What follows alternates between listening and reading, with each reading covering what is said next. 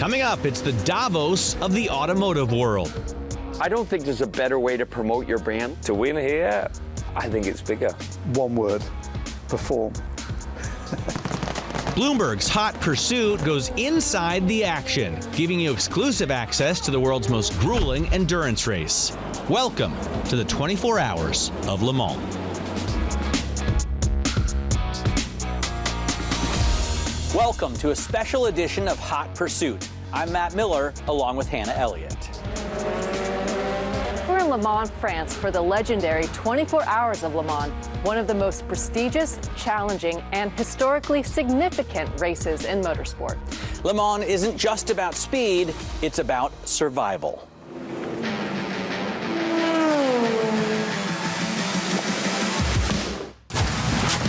The 24 Hours of Le Mans is part of the Automotive Triple Crown, alongside the Monaco Grand Prix and the Indianapolis 500.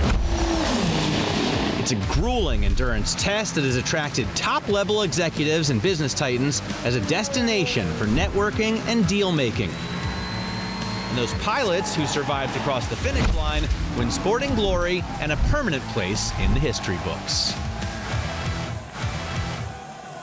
For over a century, Le Mans has been the ultimate proving ground for what cars and car companies are made of. We sat down with Ford CEO Jim Farley and Aston Martin CEO Adrian Hallmark to talk about the ROI of motorsport. For us, the biggest is off-road market. We have, almost 20% of a global profit coming from our enthusiast off-road products. And we race at Dakar, we race at Baja, we race at King of the Hammers. That's a big thing. I don't think there's a better way to promote your brand. Look what Ford winning in '66 at Le Mans did for Ford Motor Company. It made us a global company. We're an American company, but that moment changed us completely. And that's why we're going back in 27 to take on Ferrari and take on Porsche. We think we have the technology, also the tech transfer, software, battery tech, aerodynamics. It's different than the 70s, but the tech transfer over to our road cars is immediate. You'll see hundreds of Ford engineers here who will be working on Monday on our road cars. And it's really important tech transfer. But we do it, I think, as smart as we can. And maybe as a racer, I'm more sensitive about wasting money on racing. And we challenge ourselves to be really smart. I think we've done a great job with the off-road, the Raptors, the Tremors, all the Broncos. I think that's been, frankly, some of the smartest investment we had in racing. You say you're an American company. You've touted yourself as literally the most American car maker. 80% of the cars that you sell in America are made there. Donald Trump was saying maybe he's going to go after even higher auto tariffs. While you've said in the past that causes cost and chaos, does it also kind of help you because no one else makes as many cars as you do in America? Well, for Ford, this is a moment for us. We have employee pricing out there. We gained a couple points of share year over year. A lot of Americans are shopping Ford because now they're starting to think, hey, half the cars in the U.S. are imported. And if all the car companies were like Ford, there'd be 15 new factories in the U.S., 1 million new jobs. I think a lot of Americans are starting to pay attention to where these cars come from. And for us, yes, I think Donald Trump's policies, especially around the Asian countries where they've supported with subsidies, direct or indirect, for their automobile industry. This is a great thing. We have to sort out this Mexico-Canada thing because we need to keep the vehicles affordable in the U.S. And there's actually a lot of parts we can't even make in the U.S. And so we have to kind of sort out what role does Mexico and Canada have in our North America market from a supply chain and manufacturing, keep the vehicles affordable. And that's something that we're talking to the administration. We found the administration to be very positive to work with. They want to help companies like Ford that did the right thing for Americans, but we have more work to do. In terms of what the administration's been trying to do with China, are you satisfied with the rare earth minerals that you have access to? I know that you had to slow down production in the past. Yes. Have you been able to secure the amount of magnets that you need? It's day to day. It's day-to-day. These high-powered magnets, the raw materials for them only come from certain places in the world. They're all processed in China, and they go in your speakers and your auto system. They go in your motors for your wipers and your seats. They're all over our F-150, for example. We have applications in MOFCOM. They're getting approved one at a time. You know, we're educating the administration. We're educating the Chinese leadership about how important these jobs in the Midwest are that are dependent. We have had to shut down factories. It's hand to mouth right now. The electric business, though, I would imagine also is dependent on, in some sense, higher gas prices. It is. I drove your Lightning. It was fantastic. Spent a week in it. I've driven the Mach-E for a couple weeks, and one of the great pleasures is you don't ever have to go to a gas station, right? Yes. How are those businesses doing right now? Because you've taken such big losses there and maybe slowed down in terms of your progress into EVs. Yeah, we've really changed because we're thankful. We've been number 2 to Tesla for 3 years in the U.S. Because we spent our capital like 5-6 years ago, and all that product's been out for 4 years that you mentioned. So we've learned a ton. Now we've changed our capital allocation for EVs. We've reduced the spending, changed the battery chemistry a lot to focus on more profitability. We've gone down market and mostly in commercial. Those are the only markets where we think in the U.S., you know, an 8-7% of the industry is going to make sense for EV where you can actually make money. And the EPA requirements have a big impact on the EV investments by OEMs. During the last several years, you know, we had to kind of sell like 15 to 20% of our mix to be EVs, both for the ZEV states, California, Colorado, New York, but also, you know, to meet the national tailpipe emissions. And so what's happened, interestingly, the total number of EVs in the U.S. has grown, but the total revenue has not changed in 3 years because the prices have come down equal to the volume going up. So the EV market has not been growing for 3 years if you look at total revenue. Everyone looks at unit volume. Don't look at that. Look at the price and the volume. And I think we now have a good strategy going forward. A lot of our competitors are just investing for the first time. And good luck if you're selling an $80,000 SUV electric vehicle. We've invested a lot in hybrid. We are really successful with our truck hybrids. The best-selling vehicle in the U.S. for 47 years has been the F-150. 25% of those customers now buy hybrid, and a lot of it is exportable power. You can run your house for 6 days with an F-150 hybrid now, and the others don't offer that at all. Talk a little bit about what the brand gets out of the race. Obviously, this is an iconic race. What do you get from it as a company? I think if you compare it with our Formula One activity, the media coverage is a fraction of the pure global awareness that F1 gets. But if you look at people that are interested in high-performance vehicles, it's much more relevant. So it's a smaller audience, but it's almost self-selecting because most people that buy supercars, hypercars, sports cars, they love endurance racing. Why? I've used the stats we all have before. You know, until Formula One got a lot bigger in terms of number of races per year, when it was only 16 races, that's exactly the same as a 24-hour race. So Le Mans is the same as a full season of Formula One back 10 years ago, and faster. So from a technical challenge point of view, a people challenge point of view, it's got to be the most demanding, incredible sport in motorsport. Talk to us a little bit about sustainability at Aston Martin. Where are you guys with sustainable powertrains, and what are you taking from the racing that we might see in the cars in the future? So I think from a Le Mans point of view, it's probably the furthest away from our sustainability strategy. Why? We have no hybrid. We've gone for a naturally aspirated 12-cylinder engine, which is what makes the Valkyrie Le Mans car so incredible. There's nothing else on the track like it. But if you go to the road cars, we've just launched Valhalla. It's a hypercar. It's 2.6 seconds to 62 miles per hour, over 1,000 horsepower, carbon fiber tub, hybrid system, front electric axle, high-power V8 engine, and a motor in the gearbox too. Combination, well over 1,000 horsepower. That's our first plug-in hybrid for the road as a regular car. Over the next 5 years, all of our cars will be hybridized. And then within the 10-year window, we'll have launched 1 or maybe 2 electric vehicles. But we certainly see for the next 10 years, until 2035, let's say, the majority of our business now will be electrified combustion engine systems that massively reduce real-world emissions, but also give, more importantly, way more horsepower than the current products.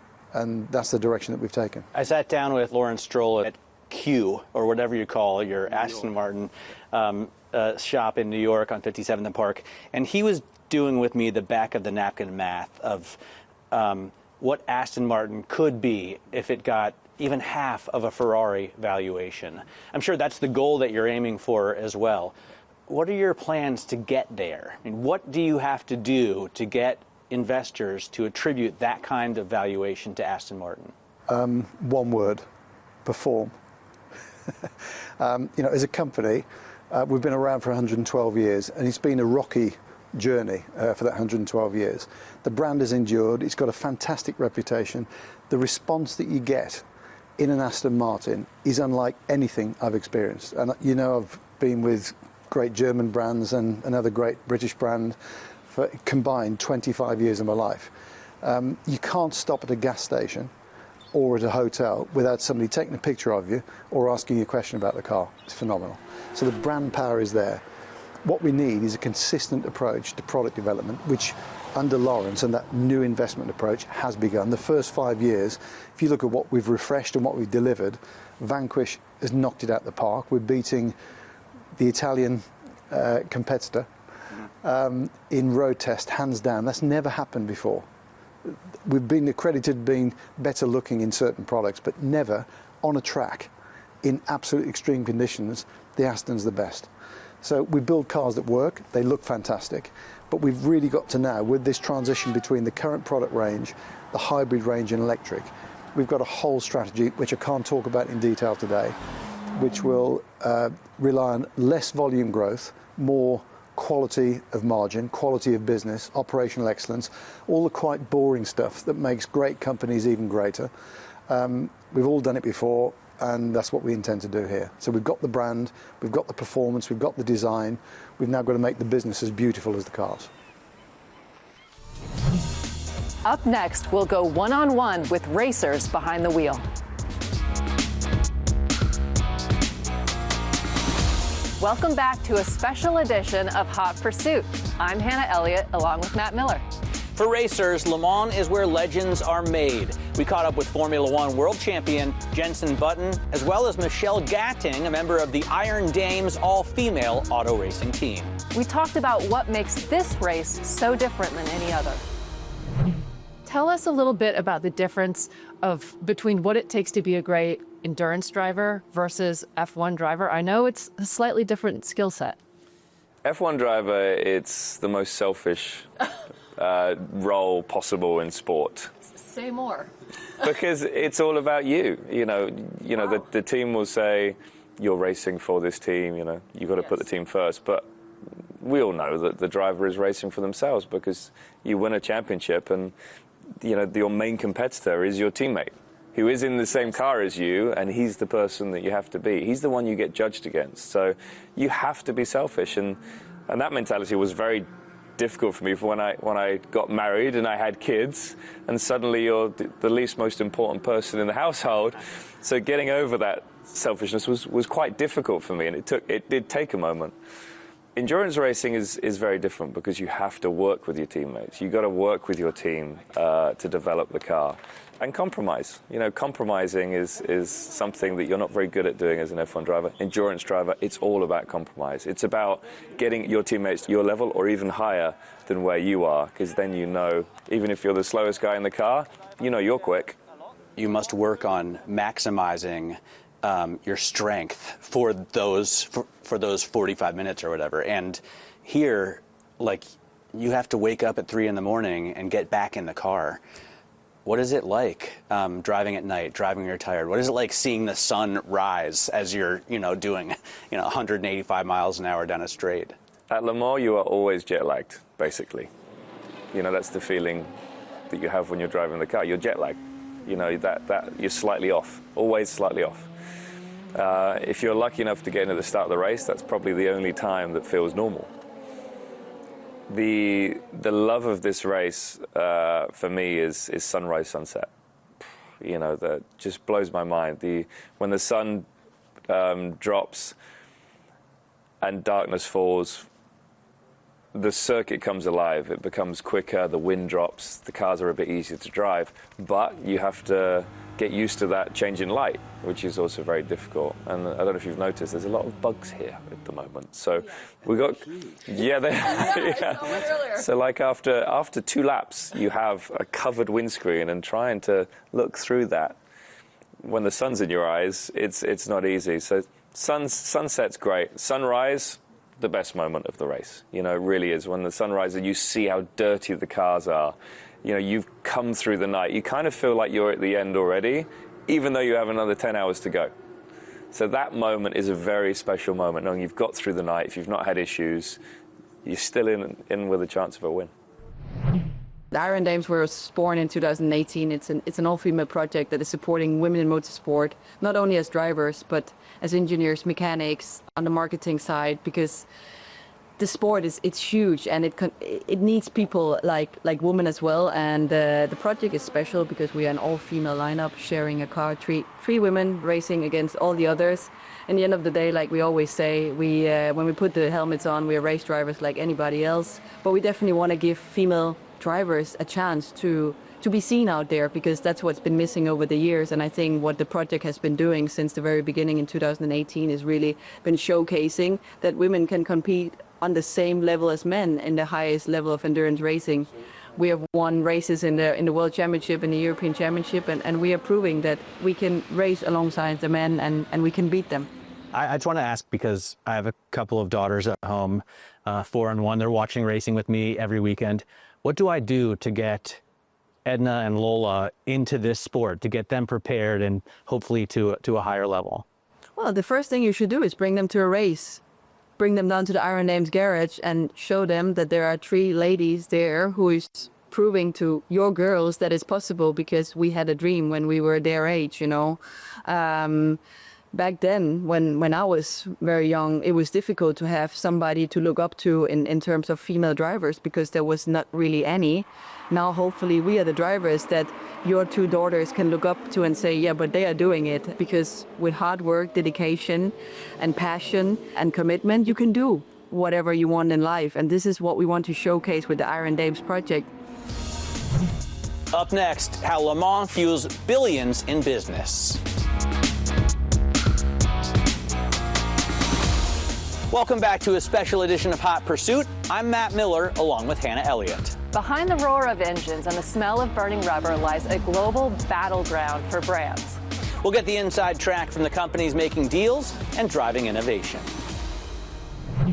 I wonder what you think of Le Mans as a gathering place for the industry. It seems like there's so many CEOs here. There's so much going on in terms of technology, in terms of engineering. It's almost like the Davos of the automotive industry. I think when you look at it, you know, in the high-performance class this year, the hypercar, there's 8 manufacturers that'll be competing. And when they can get on the world stage, they compete every day in every showroom across the world, don't they? But to come here and put your brand on the line, it's amazing. And I think the way Le Mans has grown, and think about it, I raced here 6 decades ago. And I'll tell you a funny story. We were on the pole position that year. You know why? We had the car with the biggest motor. So things have changed, but it's an amazing place, iconic. The number of people that come here, and what I've been seeing here, obviously, so many young people. I mean, people want to come and camp and see the excitement. And, you know, with Ferrari here now and Porsche here, this has been a big sea change. When they came and the new rule package that was put together by the ACO has made a huge difference. And I understand that in the next couple of years there might be 3 or 4 or 5 more manufacturers. And, you know, this is a fair, equal playing field. Nothing to do with your stock price. It's a fair playing field in order to go forward and have a race and see who's the best.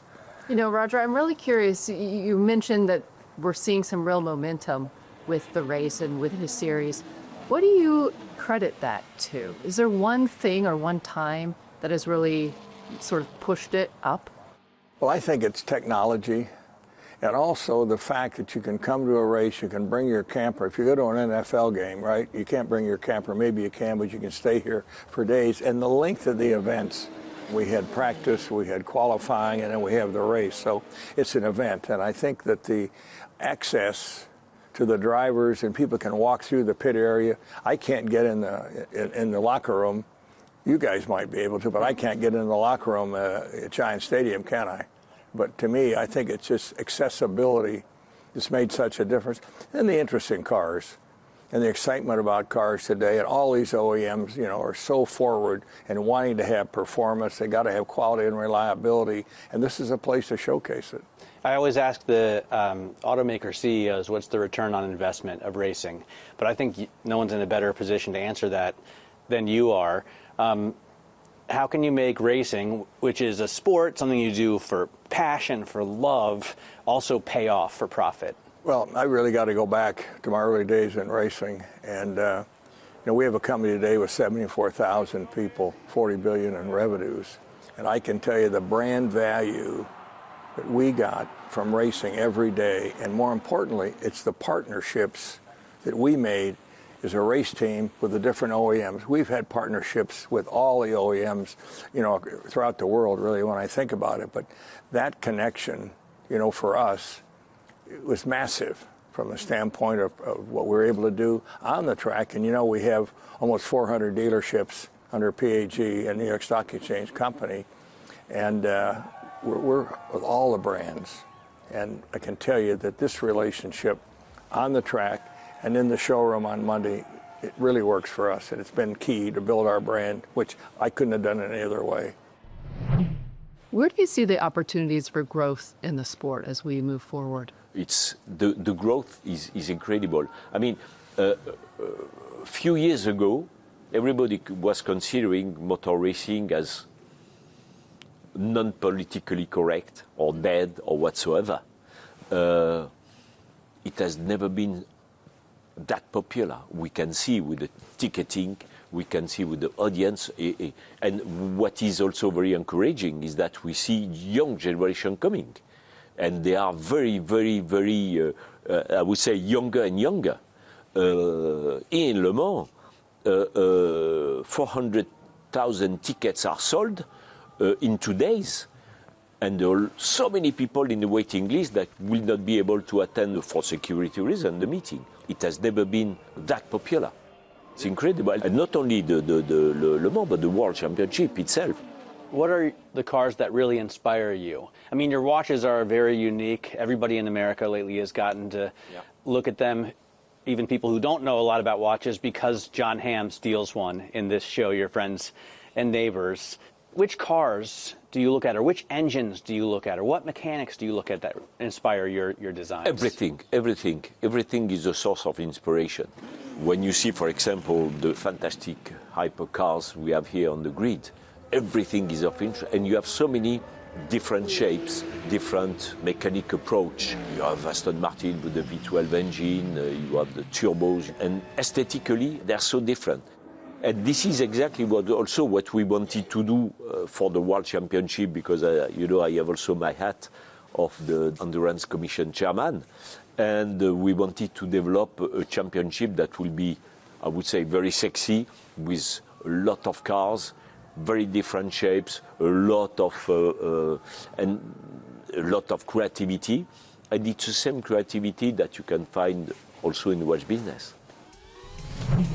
That's it for this edition of Hot Pursuit. Thanks for joining us. Tune in to see more of Hannah and me on our Hot Pursuit podcast, wherever you get your podcasts.